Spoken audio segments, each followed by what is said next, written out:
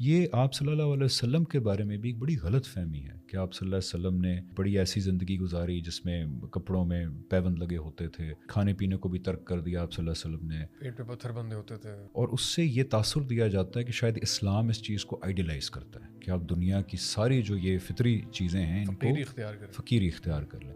یہ تاثر 100% غلط ہے. یہ آپ صلی اللہ علیہ وسلم کی تعلیمات کے خلاف ہے. میں پہلے تو اس کو حدیث سے ثابت کرتا ہوں کہ آپ صلی اللہ علیہ وسلم کے پاس صحابی آئے، انہوں نے کہا یا رسول اللہ، اور یہ بڑے مشہور سے یہ حدیث ہے کہ میرا آپ حدیث سے ثابت کرنے لگے ہیں. The student of غامدی صاحب. لیکن نا غامدی صاحب تو کہہ رہے ہیں کہ قرآن کی جو بہت ساری الیبوریشنز ہیں آپ کو حدیث میں ملتی ہیں. غامدی صاحب کو پرابلم یہ ہے کہ جب آپ حدیث کو ایز اے پیرل سورس کھڑا کر دیتے ہیں قرآن کے ساتھ. دیکھیں حدیث کے اندر آپ صلی اللہ علیہ وسلم نے صحابی آپ صلی اللہ علیہ وسلم کے پاس، انہوں نے کہا کہ یا رسول اللہ میرا دل کرتا ہے میں اچھے کپڑے پہنوں، میں اچھا کھاؤں، میری سواری اچھی ہو. یا رسول اللہ کیا یہ تکبر ہے؟ تو آپ سے نے کہا یہ بالکل تکبر نہیں ہے، اللہ تعالیٰ خود بھی خوبصورت ہیں اور وہ خوبصورتی کو پسند کرتا ہے.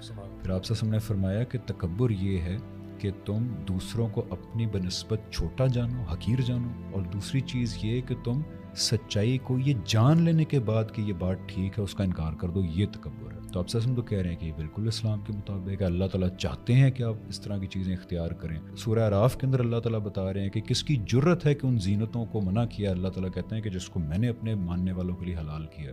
تو سورہ اعراف میں الفاظ دیکھیں، اللہ کہتے ہیں دنیا کی زینتیں، خوبصورتیاں یہ دنیا میں تو میں نے اپنے ماننے والوں کی بنائی تھیں اور باقی بھی اس کا فائدہ اٹھا رہے ہیں، آخرت میں ان کو خاص کر دوں گا اپنے ماننے والوں کے لیے. یہ مسکنسیپشن یہاں سے آئی کہ آپ صلی اللہ علیہ وسلم مکی دور میں بڑے خوشحال تھے، آپ کا دسترخوان بڑا مشہور ہوتا تھا.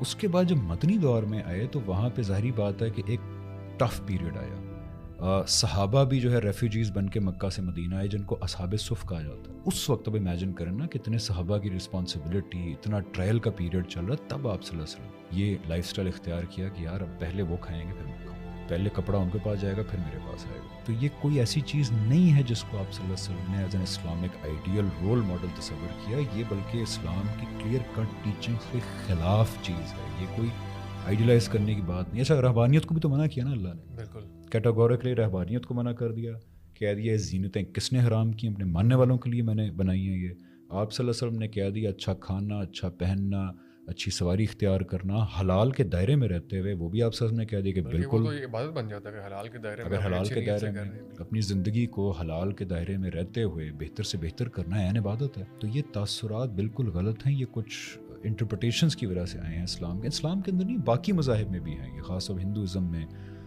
عیسائیت کے اندر یہ جو منک ہوڈ کا کانسیپٹ ہے، یہ تمام مذاہب میں ایک سیکشن ہوتا ہے جو اس فلسفی کو جو ہے وہ انکلکیٹ کر دیتے ہیں. لیکن یہ غلط ہے، یہ غلط ہے، یہ 100% غلط ہے.